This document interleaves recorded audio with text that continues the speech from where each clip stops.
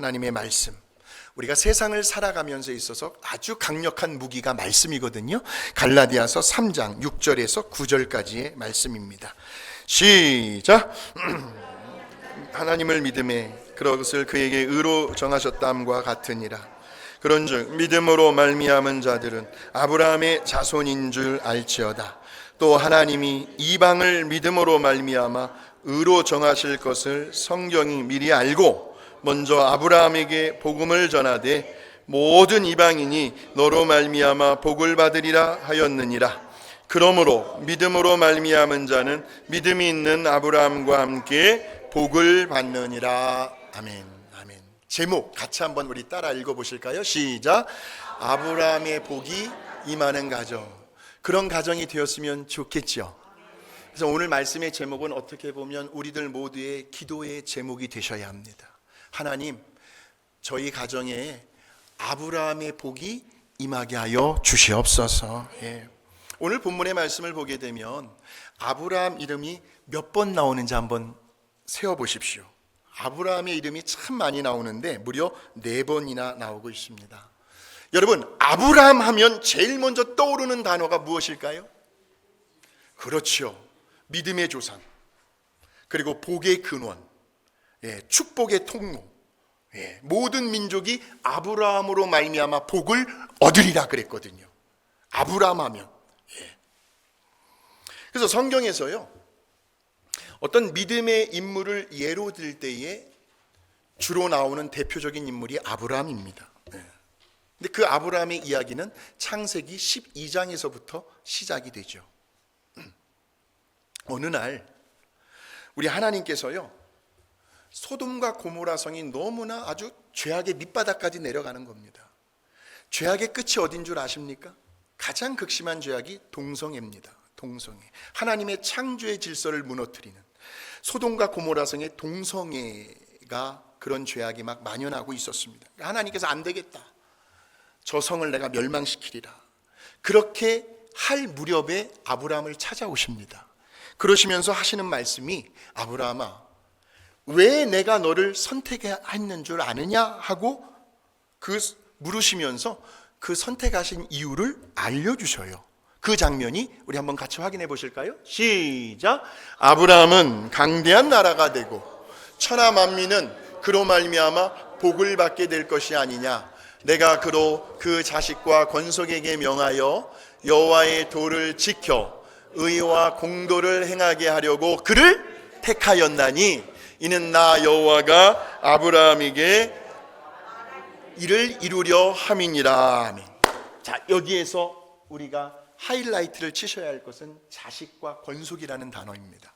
권속이라는 말은 가정을 의미합니다. 가정. 그러니까 우리 하나님께서 아브라함을 선택하신 가장 큰 이유가 그의 자녀들과 권속, 즉 가족들로 뭘 받게 하기 위해서요? 복을 받게 하기 위해서 아브라함을 선택하셨다는 겁니다. 근데 그 복이 어디에서부터 시작되냐 봤더니 자식과 권속, 가정에서부터 시작이 되고 있습니다. 우리 하나님께서요, 아브라함에게 복을 약속해 주십니다.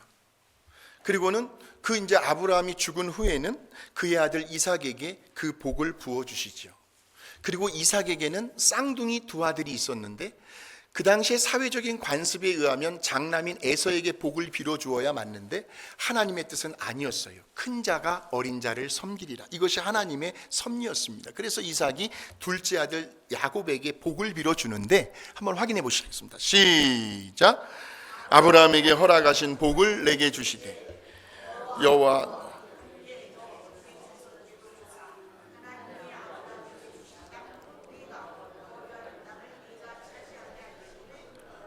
그러니까 아브라함에게 허락하신 복을 지금 누구에게 주고 있습니까? 그리고 그 이삭으로부터 복을 받은 야곱은 훗날 그의 12아들에게 복을 빌어주지요. 그래서 저는 가끔 우리 성도님들의 가정을 신방할 때마다 가정의 축복 기도를 해줘야 되잖아요. 그랬을 때에 아브라함과 이삭과 야곱과 그리고 요셉까지 이 4대의 축복이 그 가정 가운데 흘러가게 하여 주시옵소서. 우리 할아버지 할머니 부모 세대 자녀들 세대 손주 세대까지 4대의 축복이 막 흘러 들어가는 믿음의 가문들이 되시기를 주의 이름으로 축원합니다. 그런 복이 흘러가고 있어요 지금. 그래서 오늘 우리가 읽은 본문의 말씀을 보게 되면 갈라디아서 3장 7절에서 9절의 말씀입니다. 시작. 그런즉 믿음으로 말미암은 자들은 아브라함의 자손인 줄 알지어다. 먼저 아브라함에게 복음을 전하되 모든 이방인이 너로 말미암아 복을 받으리라 하였느니라. 그러므로 믿음으로 말미암은 자는 믿음이 있는 아브라함과 함께 복을 받느니라 라는 거예요. 믿음으로 말미암은 자가 누굽니까? 바로 저와 여러분이에요. 그래서 우리 예수님을 믿는 모든 성도들은요, 아브라함이 믿음으로 받았던 그 복을 함께 받게 되어 있는데, 이번 한 주간은 5월은 가정의 달입니다.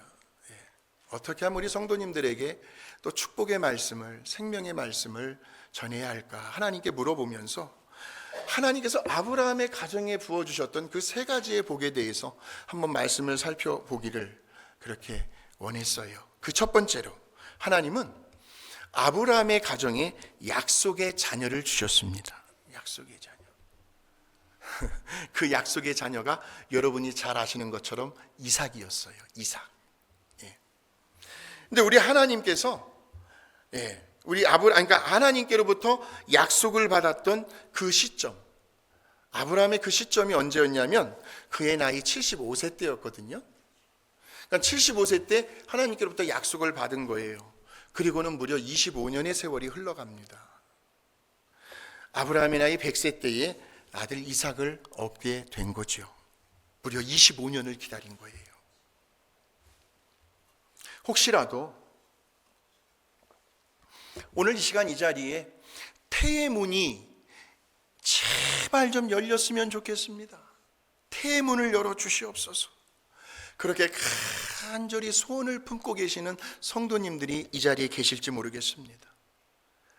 50이 넘어도 임신이 되고 애를 낳는데 요즘은 50이 넘어도, 그러니까 혹시 본인이든 아니면 다 큰 이미 장성한 자녀이든 아니면 우리 주변에 우리가 알고 지내는 지인이든 누구라도 상관없이요, 여러분 주변에 정말 여러분들의 기도를 정말 받기를 원하는 그런 가정이 있다고 한다면 끝까지 그 소망의 끈을 놓지 않게 되시기를 주의 이름으로 축복합니다. 왜? 아브라함은 몇 년을 기다렸으니까? 25년을 기다렸으니까. 저도 우리 하성이 14년 만에 얻은 아들이에요. 그러니까 우리가 얻은 것이 아니라 좀 더 정확하게 이야기하면 하나님께서 주셨다라고 봐야지. 그래서 창세기 17장 19절 한번 보실까요? 시작. 하나님이 이르시되 아니라 내 아내 사라가 내게 아들을 낳으리니 너는 그 이름을 이삭이라 하라. 그 다음이 중요해요. 내가 그와 내 언약을 세우리니. 언약을 누구하고 세운다고요? 이삭에게. 그러니까 이삭이, 그러니까 그 말은 앞으로 태어날 그 이삭이 약속의 자녀라는 말씀이죠. 성경은 그 구절과 구절 사이의 행간을 묵상하는 것이 참 중요합니다. 행간을. 그 늦은 나이에, 오늘날로 말하면 할머니가 임신을 해서 90 몇 세예요? 사라의 나이가. 아브라함 나이가 100세면은 90. 그때 이제 애를 낳았잖아요. 그 귀한 아들이잖아요. 그 어린 아이에게 이런 말을 자주자주 들려주었을 겁니다. 기르면서, 아들아, 너는 우연히 이 세상에 태어난 아기가 아니란다. 너의 아버지와 내가 저 갈대아 우루 땅을 떠날 때부터 하나님께서 너를 우리 가정 가운데 주시겠다고 약속해 주신 아들이야. 그런데 그 약속을 받았을 때 이 엄마의 나이가 몇 살인 줄 아니? 이 엄마의 몸 상태가 어떤 상태였는 줄 아니? 성경에 보면 폐경기에 들어서 경수가 끊어진지라 그랬어요. 이건 누가 보아도 도저히 아이를 낳을 수 없는 전혀 불가능한 상황이었는데, 그럼에도 불구하고 하나님은 끝까지 너를 우리 가정에 주시겠다고 여러 번 말씀해 주셨단다.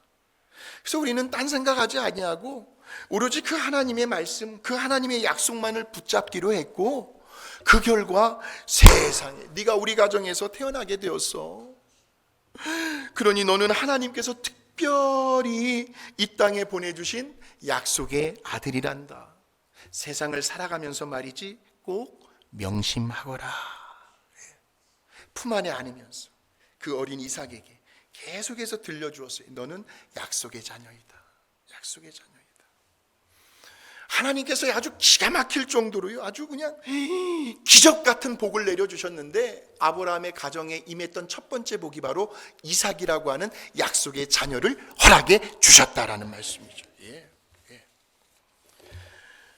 적용을 한번 해봐야 됩니다. 우리의 부모님들이 끊임없이 자녀들에게 아주 귀에 못이 닳도록 들려주셔야 할 말이 있습니다. 아니, 목사님, 이미 우리의 자식은 이미 장성해가지고 분가해서 이미 결혼한 자식들도 있고 그러는데요. 괜찮아요. 예.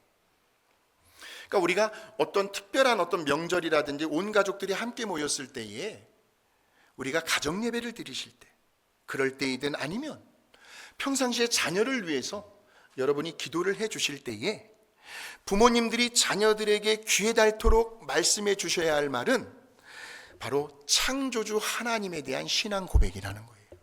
창조주 하나님에 대한 신앙 고백이요. 조금 더 들어보세요.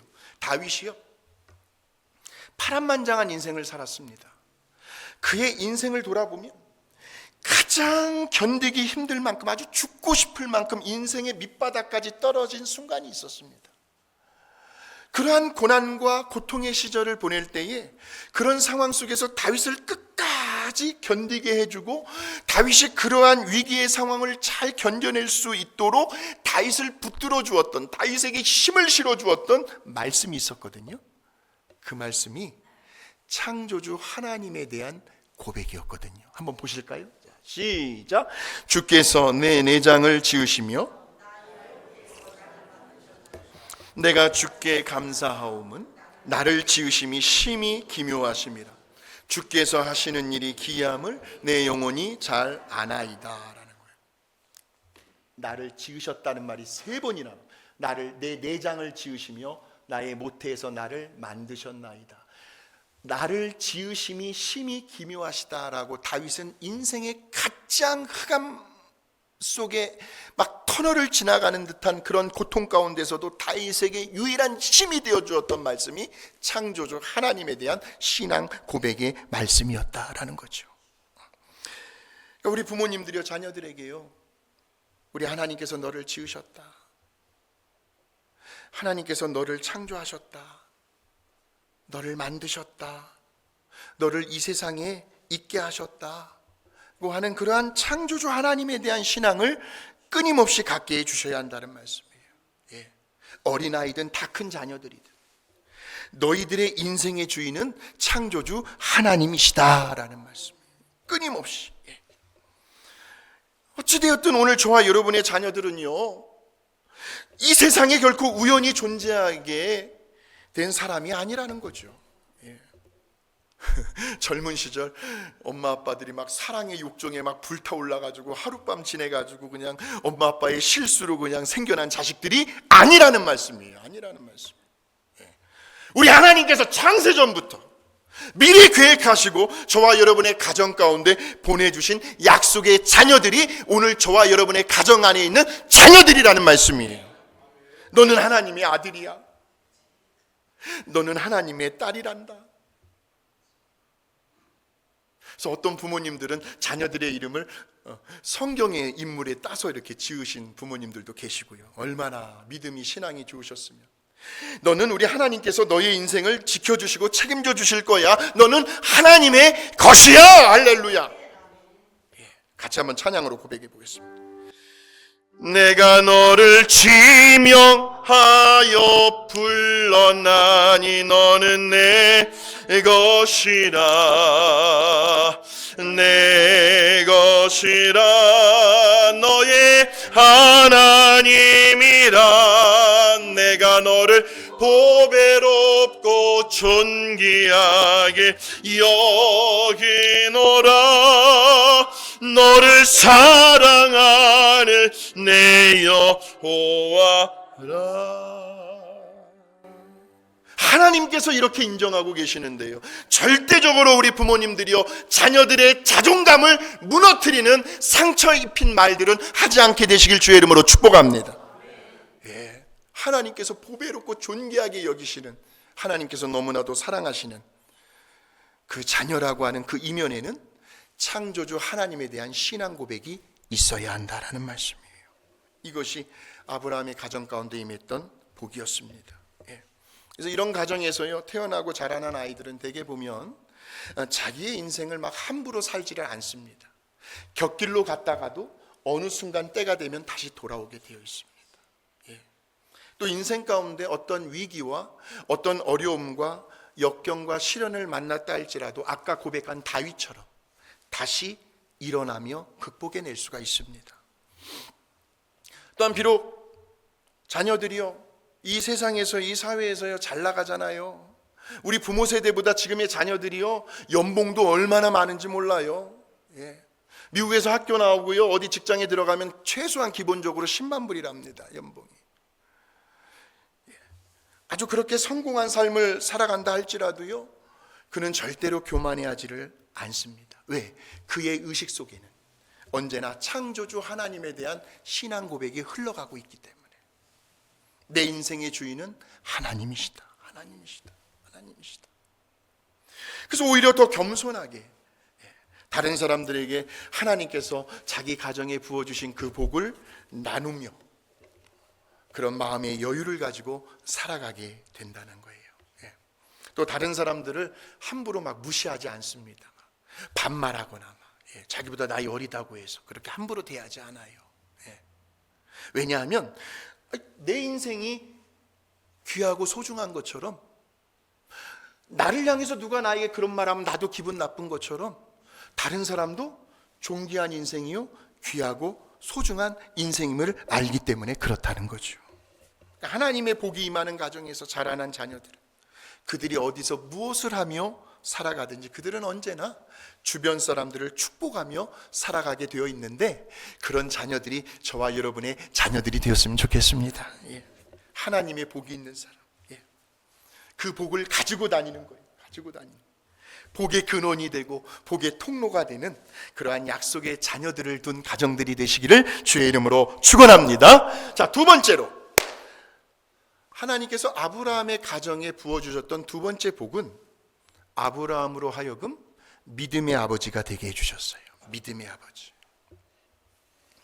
집안의 아버지는요 축복권이 있는 제사장입니다. 여러분, 여러분의 가정에 그 아버지는 축복권이 있어요. 그래서 오늘날 우리들이 믿음의 조상하면 제일 먼저 떠오르는 인물이 아브라함이잖아요. 바로 그 아브라함의 믿음을 우리가 어디에서 엿볼 수가 있냐면 한번 보여주시겠어요? 로마서 4장 18절에서 22절입니다. 시작. 아브라함이 바랄 수 없는 중에 바라고 믿었대요. 이는 내 후손이 이와 같으리라 하신 말씀대로 많은 민족의 조상이 되게 하려 하심이라. 그가 100세나 되어 자기 몸이 죽은 것 같고 사라의 태가 죽은 것 같음을 알고도 믿음이 약하여지지 아니하고 믿음이 없어 하나님의 약속을 의심하지 않고 견고하여져서 하나님께 영광을 돌리며 약속하신 그것을 또한 능히 이루실 줄을 확신하였으니 그러므로 그것이 그에게 의로 여겨졌느니라. 아멘. 두 개의 중요한 구절을 보셔야 되는데, 하나는 믿음으로 견고하여져서라는 말이고요. 또 한 구절은 약속하신 그것을 능히 이루실 줄을 확신하였으니라는 구절입니다. 아브라함의 믿음을 엿볼 수 있는 장면이거든요. 이때의 동사, 견고하다라는 동사와 확신하였다라는 동사는 능동태가 아니라 헬라어 원어에 보면 수동태로 쓰여져 있습니다. 수동태로. 다시 말하면 아브라함 자신이 그의 자손에 대한 하나님의 약속의 말씀을 들었어요. 그래서 이제 본인 스스로가 자기의 그 믿음을 견고히 해 나갔다라는 것이 아니고, 그 약속의 말씀을 주신 우리 하나님께서 아브라함으로 하여금 그 약속에 대해서 일절 추호도 의심하지 않도록, 그리고 흔들리지 않도록 아브라함에게 견고한 믿음을 주셨다라는 말이에요. 그 믿음을 누가 주셨다고요? 하나님이 주셔야 한다라는 말씀이에요. 그러면서 동시에 하나님께서 약속하신 그것을 능히 이루어 주실 것이다 하고 하는 마음의 확신까지도 하나님께서 아브라함에게 심어 주셨기 때문에 그런 견고한 믿음이 가능할 수 있었다라는 거죠. 하나님께서 저와 여러분의 가정에, 특별히 가정의 가장인 아버지들에게 아브라함 같은 의심하지 아니하고 흔들리지 아니하는 견고한 믿음, 약속하신 말씀을 능히 이루어 주실 것이라고 하는 그러한 믿음을 심어주시기를 주의 이름으로 축복합니다. 그래서 하나님은 아브라함의 믿음을 이제 점점 키워가셔요. 그러다가 어느 날 한 번은요, 아브라함에게 시험이 찾아와요. 위기가 찾아옵니다. 하나님께서 아브라함의 믿음을 테스트하시려고 한 것 같아요. 아들 이삭이 이제 어느 정도 컸어요. 청소년기에 접어드는 거예요. 그래서 이제 아브라함보다 오히려 더 힘이 셀 정도로 자식들이요, 가끔은 아버지들에게 아버지 오늘 저랑 팔씨름 한번 해요. 아버지를 막 하다가 이제 아버지가 져요. 져준 게 아니라 진짜 진다니까요. 청소년만 돼도 아들이 사춘기만 들어가도요, 아이들이 힘이 굉장히, 그러니까 그걸 아버지한테 인정받고 싶어서. 그러니까 이삭도 청소년기에 접어들었다는 것은 아버지 아브라함보다도 힘이 더 세어졌다라는 말이에요. 무거운 짐도 거뜬히 짊어질 수 있을 만큼 그런 나이가 되었을 때에 갑자기 하나님께서 아브라함에게 전혀 뜻밖의 말씀을 하시는데 그것이 보여주세요. 창세기 22장 2절 시작. 여호와께서 이르시되 내 아들 내 사랑, 이야, 이삭을 데리고 모리아 땅으로 가서 내가 네게 일러준 한 산 거기서 그를 번제가 뭐예요? 태워 죽이라는 거거든요.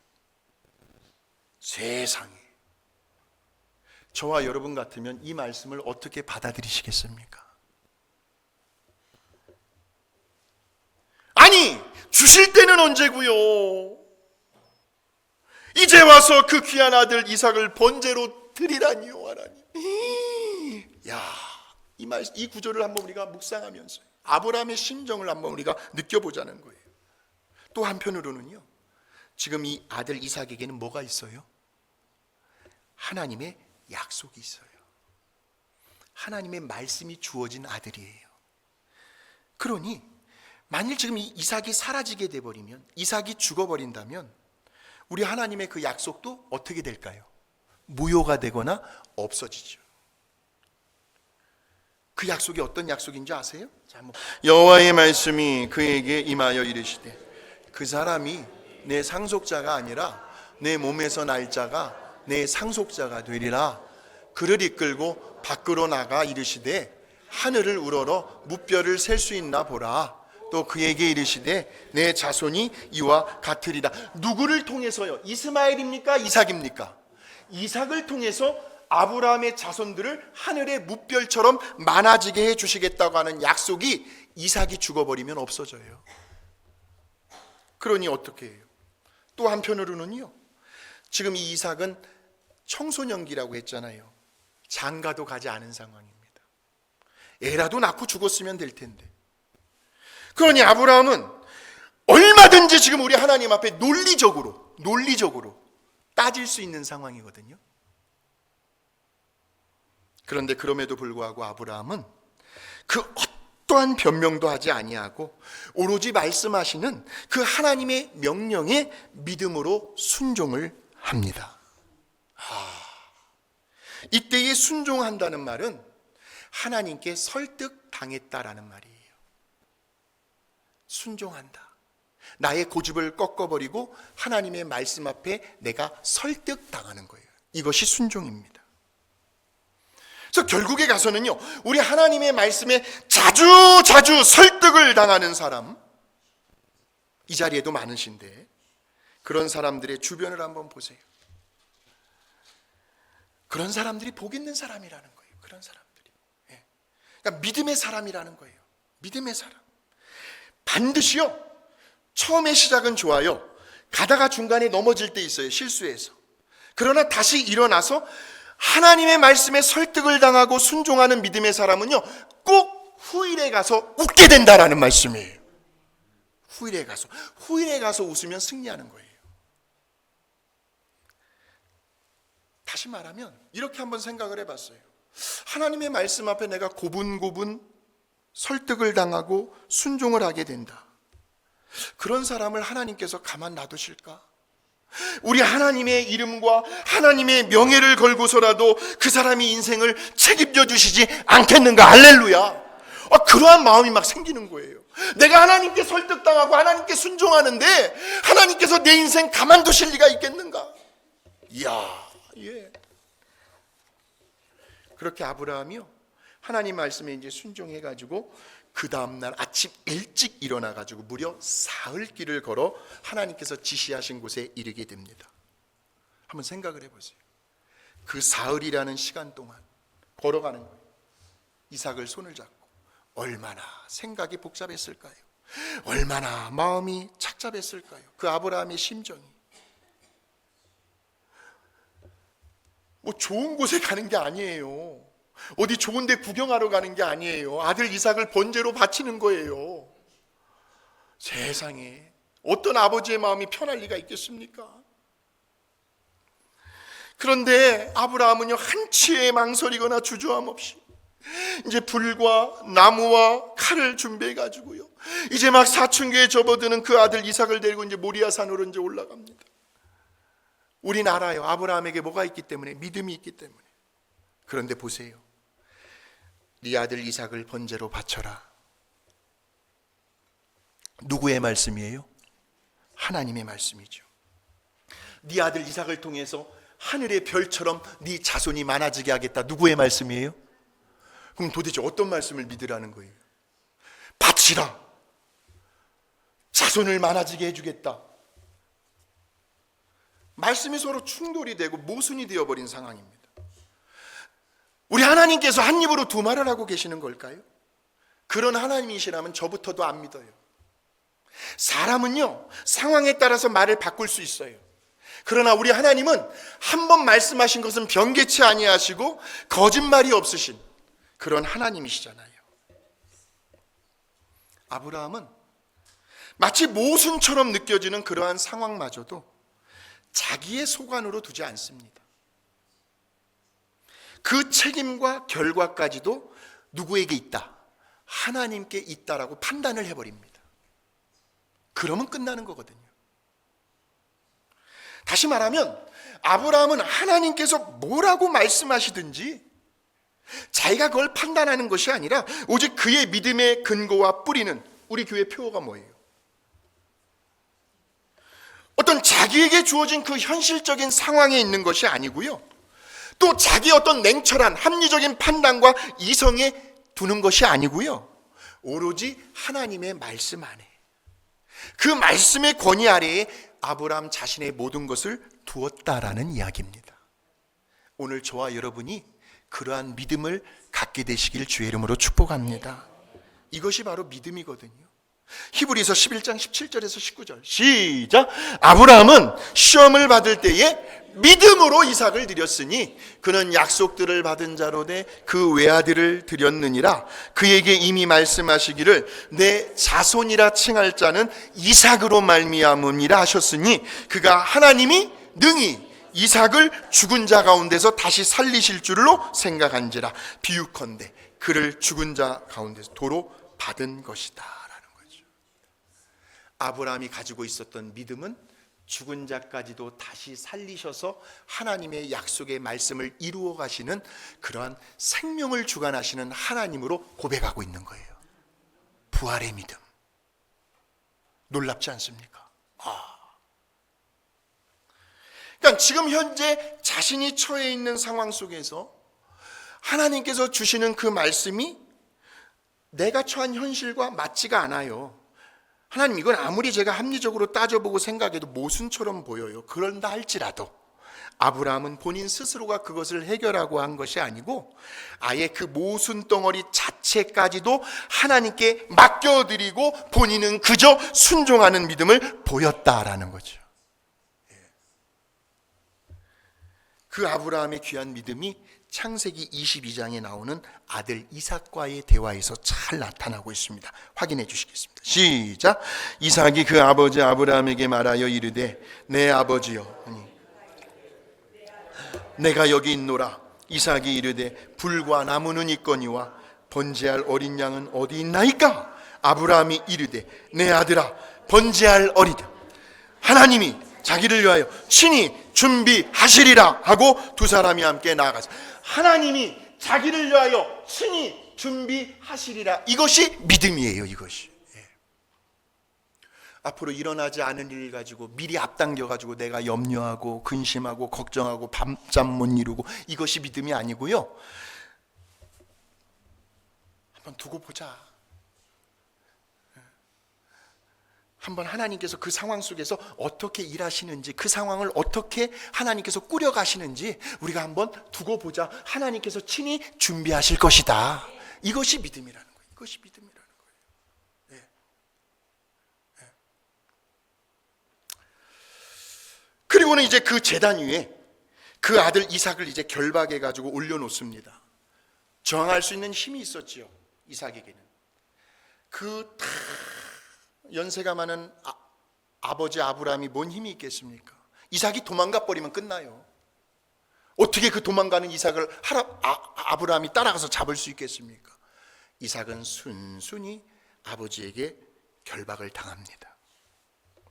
그리고 이제 드디어 아브라함이 이제 칼을 들어가지고 번제단 위에 놓여져 있는 이삭을 내리치려고 하는 그 순간에 마치 기다렸다는 듯이 하늘에서 하나님의 사자가 아브라함을 향하여 소리를 치는데, 그 장면이 창세기 22장 11절에서 12절 시작. 여호와의 사자가 하늘에서부터 그를 불러 이르시되 아브라함아 아브라함아 하시는지라. 아브라함이 이르되 내가 여기 있나이다. 사자가 이르시되 그 아이에게 내 손을 대지 말라. 그에게 아무 일도 하지 말라. 내가 내 아들 내 독자까지도 내게 아끼지 아니하였으니 내가 이제야 네가 하나님을 경외하는 줄을 아노라 라는 말씀이에요. 우리 하나님은요, 저와 여러분이 가장 귀하다라고 생각하고 소중히 아끼는 그것을 내놔 달라고 하시는 분이 아니에요. 정말 그것을 빼앗아 가기를 원하시는 분이 아니라는 말씀이에요. 하나님께서 100세 된 아브라함이 100세 때에 얻은 그 귀한 아들 이삭을 정말 달라고 하셨을까요? 아니에요. 하나님의 본심은 그게 아니에요. 내가 이제야 네가 하나님을 경외하는 줄을 알게 되었노라. 알게 되었노라. 그러면서 그 다음 구절에 이런 내용이 나옵니다. 하나님께서 어떻게 준비하시는지 시작. 아브라함이 눈을 들어 살펴본즉 한 수량이 뒤에 있는데 뿔이 수풀에 걸려 있는지라. 아브라함이 가서 그 수량을 가져다가 아들을 대신하여 번제로 드렸더라. 반전 드라마입니다. 한편의 반전의 드라마를 보는 것 같죠. 아브라함이 알았을까요? 이런 결과를? 알았으면 누구나도 다 하죠. 왜? 눈에 보이니까. 전혀 이런 결과가 나올 줄은 아브라함은 몰랐다는 거죠. 예상할 수도 없었고 예측할 수도 없었고요. 그냥 아무것도 모르는 백지 상태에서 하나님이 하라는 대로 그냥 믿음으로 순종한 것뿐인데, 이삭을 그냥 제물로 번제물로 바치려고 한 것뿐인데, 우리 하나님은 바쳐질 그 번제물 아들 이삭 대신에 누구를? 수량을 예비해 놓고 계셨다라는 거죠. 우리 하나님은 이런 하나님이십니다. 하나님을 경외하는 그 마음이요, 하나님을 사랑하고 하나님을 제일 귀한 걸로 여기고 하나님을 두려워하는 그 마음, 그 중심이요. 이 세상의 그 어떤 그 무엇도 결코 우리 하나님보다 앞설 수는 없다고 하는 우리의 그 신앙의 자세, 그 믿음을 하나님은 보기를 원하신다라는 거죠.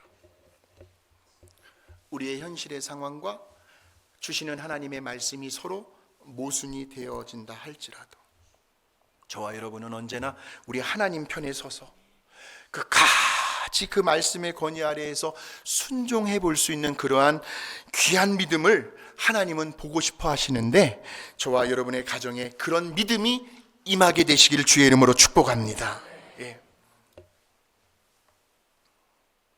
100세 때 얻은 귀한 아들이라 할지라도 오늘 이 시간 저와 여러분의 신앙 고백은 같이 한번 찬양으로 고백해 보실까요?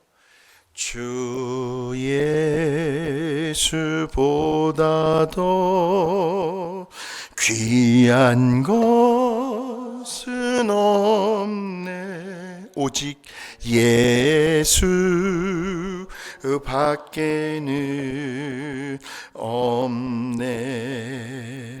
말씀 밖에는 없네. 우리의 고백을 하나님 들으셨고 아브라함에게 주셨던 그 견고한 믿음을 우리들의 가정 가운데 부어주시기를 주의 이름으로 축복합니다. 마지막 세 번째로 하나님께서 아브라함의 가정 가운데 부어주신 세 번째 복은 구속의 은혜를 베풀어 주셨어요. 구속의 은혜예요. 구속의 은혜.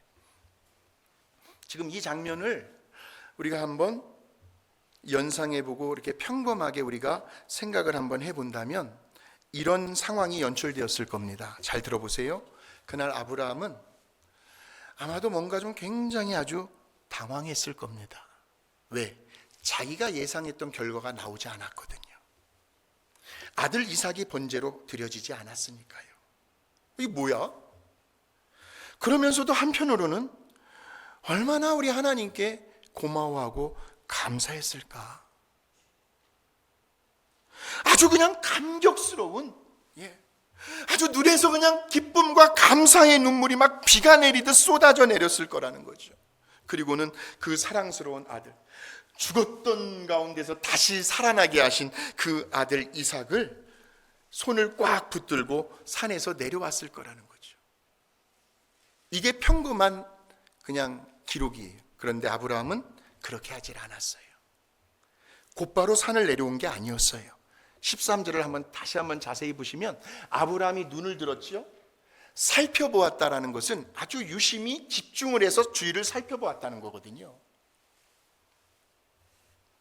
그러다가 수풀에 걸려있는 수량을 발견한 거예요. 그 수량을 이삭 대신에 번제물로 드린 거죠. 자, 그런데 이 수량이 크기가 얼마나 할 것 같아요? 집에서 기르는 양이 아니고요, 야생에서 풀어놓는, 자기가 그냥 지멋대로 커나가는 수량이기, 야생양이거든요. 그래서 그 양이 다른 양들에 비해서 아주 몸집이 굉장히 큽니다. 그리고 뿔도 아주 굉장히 긴데 그 뿔이 다 자라게 되면 무려 6피트요. 제 키가 6피트면 얼마 정도 되는지 모르겠습니다. 6피트 정도 자랄 정도고요. 그 양의 몸무게가 260파운드. 260파운드. 엄청난 몸집이 큰 양으로 성장을 한답니다. 그 뿔의 무게만 해도 30파운드 정도 되고요. 제가 다 연구해 봤어요. 그러한 수량 한 마리가 지금 저 고요한 산 중에서요, 아브라함과 이삭밖에 없거든요, 벌어지고 있는 일들을 조용히 바라보고 있었어요. 그러니까 지금 우리 하나님의 말씀에 순종하여 아들을 결박하고 또 칼을 높이 들고 있는 그리고 그 아버지에게 순순히 자기의 몸을 맡기고 제단에 누워있는 그 아들 이삭을 누가요? 수량이 바라보고 있었다는 거예요. 왜냐하면 만일 이 수량이요, 사람의 인기척을 느끼면 양의 본성상 도망가거든요. 그 아브라함과 이삭을 봤을 때 놀래가지고 막 수풀에 도망가려다가 원체 뿔이 크니까 수풀에 걸렸단 말이에요. 어떻게 해서든 뿔을 빼내려고 몸부림을 친다고 한다면 아마도 아브라함과 이삭의 눈에 금방 띄었겠죠. 야, 저기 무슨 수풀이 뭔가 움직이고 있다. 근데 성경에는 뭐라고 나와요? 아브라함이 눈을 들어 살펴봤다라는 거예요. 유심히 살펴봤다라는 거예요. 그러니까 이 말은 아주 굉장한 깊은 해석인데, 이 수량이 묵묵히 자기 차례를 기다리고 있었다는 표현이 좀 더 정확한 성경 해석이라는 거죠. 그러니까 바로 이곳이 어디예요, 여러분? 모리아산이잖아요. 모리아산. 다시 말하면 이삭이 죽었어야 할 그 번제단 위에 이삭을 대신하여 그 수량 한 마리가 번제물로 바쳐지지요. 그로부터 2000년의 세월이 흘러갑니다. 그리고는 이 땅에 어린 양으로 예수 그리스도가 오십니다. 그 예수님께서 어디에서요? 이곳에 모리아 산에서 골고다 언덕 위에 세워져 있는 그 십자가라고 하는 제단 위에 저와 여러분을 대신하여 화목제물로 올려지시죠. 그래서 우리는 지금 이 수량의 큰 뿔이요 수풀에 걸려 있다고 하는 이 장면에서 하나님의 사랑을 느낄 수밖에 없어요. 전혀 받을 자격이라고는 하나도 없는, 우리에게 무슨 자격이 있습니까? 무슨 자격이 있어서 이렇게 주의 종의 반열이 위에 세우셨습니까? 하나님께서 이렇게 연로하신 우리 성도님 앞에서 말씀을 전할 특권을 주셨습니까? 그럴 자격 없습니다. 아무런 쓸모가 없었던 그러한 죄인들이었던 우리들을 위해서 하나님은 하나님의 분신과도 같은 하나밖에 없는 독생자 외아들 예수 그리스도를 속죄양으로 내어 주셨다는 거죠. 그렇게 하나님은 저와 여러분을 우리 예수님의 하나밖에 없는 생명과 맞바꾸실 만큼 우리에게 구속의 은혜와 구원의 사랑을 아낌없이 베풀어 주신 하나님께 우리가 감사해야 되지 않겠습니까? 이러한 아브라함의 가정 가운데 지금 흐르고 있는 그 구속의 은혜가 오늘 이 시간 저와 여러분의 가정 가운데 흐르고 있다라는 말씀입니다. 왜? 우리는 예수님을 믿었으니까요. 예수님을 영접하고 예수 믿는 가정이 되었으니까요. 우리 모두의 자녀들이요, 사랑하는 남편이요, 사랑하는 아내요, 손주들, 친지들, 형제 자매들이요, 이웃들 할 것 없이요, 우리 주변에 우리를 알고 지내는 모든 가정들이 다 예수 믿고 구원받았으면 좋겠습니다. 그 기쁨과 감사와 은혜를 우리처럼 그들도 영생의 복을 누리며 살아가게 해야 되지 않겠냐 이거죠. 우리 하나님의 그 구속의 은혜는 우리의 필요를 아시고 채워주심을 의미합니다. 그 구속의 은혜는 인생의 역경으로부터 우리를 건져주시는 능력을 의미합니다. 그 구속의 은혜는 절대로 저와 여러분을 포기하지 아니하시는 끝까지 다시 돌아올 때까지 인내하시고 기다림을 의미합니다. 그 구속의 은혜는 죄로부터의 용서함을 의미하고요, 다시 서로 화해하고 서로 화목하게 함을 의미하는 거죠. 그 구속의 은혜는 우리의 실수와 허물과 잘못을 책망하지 아니하시고 다시는 기억하지 아니하시는 인자하심과 너그러움을 의미합니다. 그 구속의 은혜는 우리의 누추함을 덮어주시고 넘어져 있던 우리를 다시 일으켜 세워주시는 회복을 의미하고 있습니다. 그 구속의 은혜는 실패한 자에게, 넘어진 자에게 끝없이 다시 새로운 기회를 부여해 주시는 은혜를 의미합니다. 한마디로 구속의 은혜는 그럼에도 불구하고의 은혜입니다. 그럼에도 불구하고 우리들 모두의 가정 가운데 이러한 구속의 은혜가 흘러넘치시기를 주의 이름으로 축복합니다. 하나님께서 아브라함의 가정 가운데 부어주셨던 그 복은 다른 데 멀리 있지 않습니다. 오늘 지금 저와 여러분의 가정에서부터 얼마든지 시작이 되어질 수가 있어요. 기억하십시다. 첫 번째로 우연이 아니에요. 우리 하나님의 섭리와 계획 속에서 약속의 자녀들을 둔 창조주 하나님에 대한 신앙 고백이 있는 가정이 되시기를 바랍니다. 또 오늘 우리들의 현실이요, 우리가 처해 있는 상황이 하나님이 주시는 말씀과 좀 서로 상충되고 모순이 되는 것처럼 느껴진다 할지라도 나는 오직 하나님의 말씀만을 붙들고 의지하며 그 말씀의 권위 앞에 믿음으로 순종하는 가정들이 되시기를 바랍니다. 그러면서 날마다 우리를 회복시켜 주시고 살려주시는 그러한 하나님의 차고 흘러넘치는 구속의 은혜가 있는 가정, 5월의 달을 맞이하여 우리 모두의 가정이 아브라함의 복이 자자손손 대대로 흘러 이어지는 그러한 여러분들의 가정이 되시기를 주의 이름으로 축원합니다. 거룩하신 하나님 감사합니다. 아브라함을 선택하셔서 복의 근원이 되도록 인도하시기까지 아브라함도 수도 없이 시행착오의 과정을 거치면서 결국은 우리 믿음의 선배, 우리들의 믿음의 조상이 되게 하여 주신 것처럼 그 아브라함의 가정 가운데 부어주셨던 그 하나님의 복이 오늘 말씀을 전하고 듣는 우리 빅토밸리 감사하님교회 모든 성도님들의 가정에 부어지는 복이 되게 하여 주시옵소서. 어린 자녀라 할지라도, 이미 장성한 다 큰 자녀라 할지라도 너의 인생의 주인은 창조주 하나님이시다. 창조주 하나님에 대한 신앙 고백을 계속해서 심어주게 하여 주시옵소서.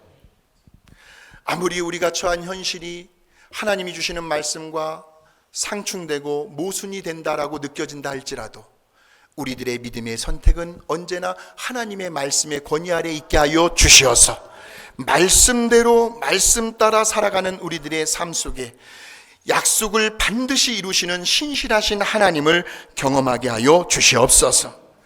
날마다 우리를 살려주시고 우리를 다시 일으켜 세워주시며 우리에게 새로운 용기와 힘을 주시는 그러한 하나님의 은혜가 흘러가고 있는 우리들의 가정들이 되게 하여 주시어서 어떠한 경우 어떤 상황 속에서도 낙심하지 아니하고 온전히 하나님께만 소망을 두고 아브라함에게 주셨던 그 복을 계속해서 이어나갈 수 있는 우리들의 가정이 되게 하여 주시옵소서.